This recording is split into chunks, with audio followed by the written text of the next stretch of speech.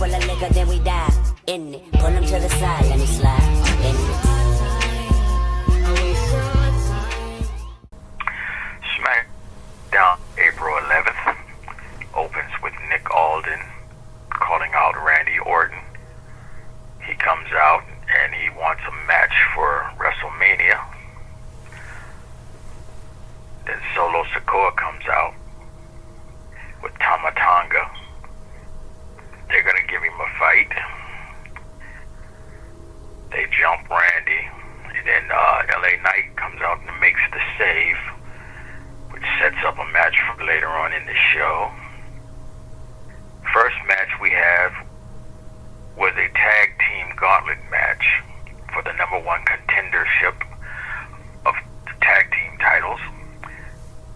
It included Lyra Valkyria and Bayley versus PFC, Pure Fusion Collective, which is Zoe Stark and Shayna Baszler, versus Natalya and Maxine Dupree, versus Kaden Carter and Katana Chance, versus Michin and B-Fab, versus Piper Niven and Alba Fire, also known as the Secret Service. Anyway, Valkyria and Bayley won. They ran the whole gauntlet. Next up was Damian Priest and Drew McIntyre. They were going to have a face-to-face, and then they end up fighting outside the ring. Drew McIntyre cut a promo real quick, and then he snatches Damian Priest's chain off his neck. Next match was Berto Garza from Los Garzas versus Rey Fenix. Rey Fenix won the match. Santos Escobar comes out to give Rey his props, and that pisses Berto off. Following that was Selena Vega versus Chelsea Green.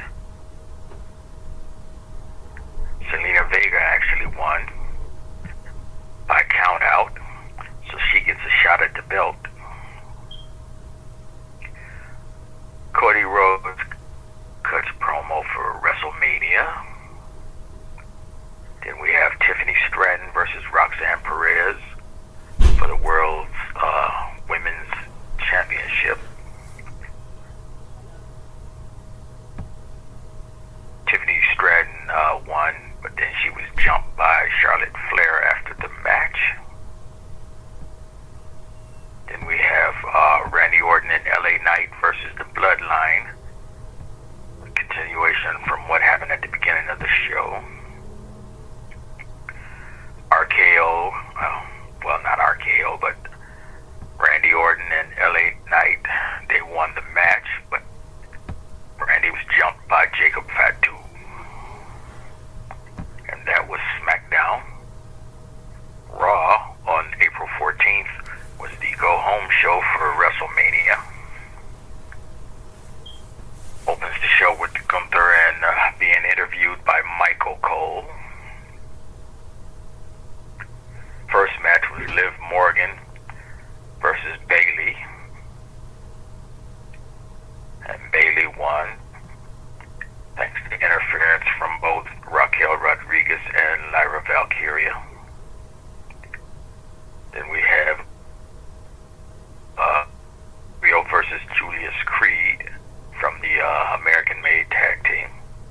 Rey Mysterio won, but he was attacked by El Grande Americano with the loaded mask. We had an interview backstage with the New Day about their match coming up with the War Raiders for the Tag Team Championship at WrestleMania. Then after that, we had a match with AJ Styles and Karrion Kross. AJ Styles won the match, but he was attacked by Logan Paul.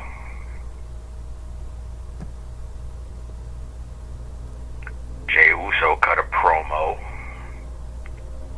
And then backstage, Braun Breaker was attacked by the Judgment Day.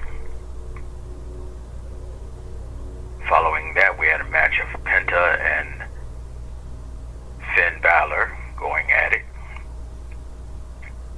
And that ended up being thrown out because of the Judgment Day interfering. So it was a DQ. And they tried to jump Penta, and then Braun Breaker comes out. And they all have a nice little Donnybrook. Roman Reigns cut a promo on Paul, his wise man. Seth Rollins interrupted. Roman cleans house on everybody, and then CM Punk comes out to save Paul. And Rollins end up stomping both CM Punk and Roman. And that pretty much was it for Raw. Okay. Okay. We're gonna talk with social media stuff because a lot has been posted on social media from the wrestlers that I have seen. Currently, Roman Reigns has posted a video on he's posted a couple of videos on his Instagram that are a bit cryptic. And one of them I saw like an hour ago was the wise man has been calling Roman, and Roman has not been picking up the phone at all. Not to mention, I think people forget Roman is the most dangerous when he doesn't have someone on his shoulder to reel him back in. And currently, since we know Paul Heyman is siding with CM Punk, Roman might fly off the handle very easily, and he might not stop. And especially since he's going against one of his greatest enemies, Seth Rollins. And I think everybody taking CM Punk as being the danger here. Everybody's forgetting that Roman has that more ominousness about him when he doesn't have someone to hold him back. It's interesting. I only say that because if you remember some of his old fights from a few years ago, when he didn't have Paul Heyman and he didn't have the Usos, he was going to kill Seth Rollins. And I forget what stopped him, but he was gonna do it. But I digress. The Judgment Day with what are their names? Dominic Mysterio. No, I wasn't thinking of the women. Dominic Mysterio and the other guy. Carlito. Yeah, Dominic Mysterio, Carlito, and the other guy. I'm not remembering names well. Finn Balor. Oh, you talking about yeah. I'm having such a bad name moment right now. But Finn Balor. With them going against Braun Breaker and Penta as of lately, I think people keep forgetting Braun Breaker. You should never turn your back on him. And people are estimating that one of the Judgment Day people are gonna win, which is, it could happen, but for them to win, they have to try to cripple Braun Breaker before this. And I feel like that's gonna happen on sometime behind the scenes. We don't know, but I feel like they're going to cripple him somehow to make sure he doesn't do what he needs to do. And they might give the belt to Penta. I feel like that would be a good thing, because it would push more that the Judgment Day is so dysfunctional because of Finn Balor and his need to be the best and only pushing himself up. It would drive him over the edge, and he would blame everybody else for it when we all would see it as his fault.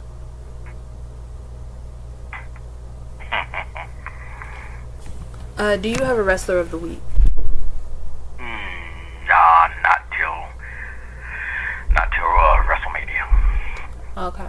Well, I had 2 last week. Karrion Kross? Yes. I'm giving it to Karrion Kross mainly because of his little dance at the end of the fight. Not the end of the fight, but in the middle of the match. I just thought that was really good and really funny.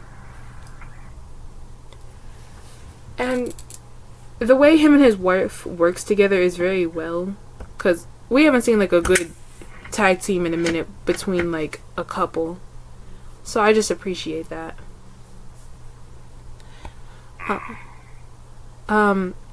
Jey Uso and Gunther's comments they made earlier this week on Raw, I don't know how to feel about it, because Jey Uso, he was not really being himself. He wasn't being all happy.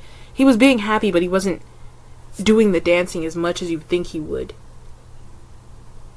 And I'm pretty sure that's more of him turning into that side of he's about to try to crush Gunther. But Gunther is also very, I'm going to win this. But I feel like they've pushed Gunther to win this so bad. For me, it's like, I don't see him winning. I see him, he's very much, oh, I'm the best, I'm the greatest. No one can ever beat me because I am Gunther. And I get that that's a great mindset to have. But like, when that's all you're pushing, it gets very dull for me. But that's just me. Okay, a small theory I saw online from somebody's TikTok page, I can't remember the name, but it was a theory that The Rock might have a double agent and we don't know. Other than it being John Cena, he might have a double agent in Jey Uso. Which would make sense, because he did say he was 20 steps ahead and we would never know. Yeah. But with that, what if it's not Jey Uso? What if it's like one of the other Samoans we're not looking at? Yeah, people are looking at Tama Tonga, but they're not looking at Tama Tonga. It could very well be him and we would never know. Or Jimmy's out right now. Jimmy could fully come back at WrestleMania and do a whole 180 and none of us would ever see it coming. That's possible. There's just so many possibilities of them having a secret spy and we just don't know. But I push it more if it being towards Jimmy or Jay, because The Rock is very close to Travis Scott, and if you remember, Jey Uso came out with Travis Scott not too long ago, which would make a lot of sense why they were together. I could be reaching, but it's just like a thought. Rhea Ripley and the women's tag match. That's not a tag match. The three-way match between Rhea Ripley and the other two. I don't know if the belt is even going to be lost, genuinely. They could play it as a DQ. Is it a no... Like, are there rules to this match? Usually when you have a three-way, the person with the belt could lose it to the person whoever won, even if she didn't get pinned. No, I know. Let's say if Rhea pins Bianca, Rhea still becomes champion, so Io can lose the belt still. Okay, I know that, but I'm saying, like, what if someone gets so hurt? Because, mind you, Bianca is still in the business with Naomi and the other girl. I can't remember her name. Jade Cargill. We don't know what could happen. Genuinely, Naomi could pop up randomly and just start wailing on Bianca. Right. Because I think everybody forgets, Bianca fully just turned her back on Naomi, and Naomi could be out for blood for this. Because she is getting more and more unhinged if you watch her promo, because she was covered in razor blades. Yeah, I saw that the other day. The necklace and all that. Yeah, and I'm just like, that had to take a good minute to put on. But building up stuff like that is very interesting. I will talk about the last match I am thinking of, and that is Damian Priest versus what is his name?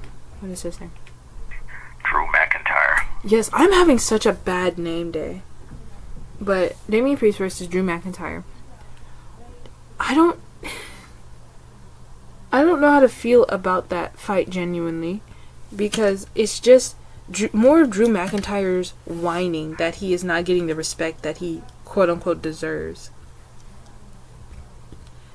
But are we sure he even deserves any of this respect when he just keeps acting like a child who's been quote unquote wronged? Like he is owed some sort of like anything from any of these wrestlers, because we all know if he was in the same position, he would have done the same thing, and he would have done it twice over. So I don't understand why he thinks he's in the right for this.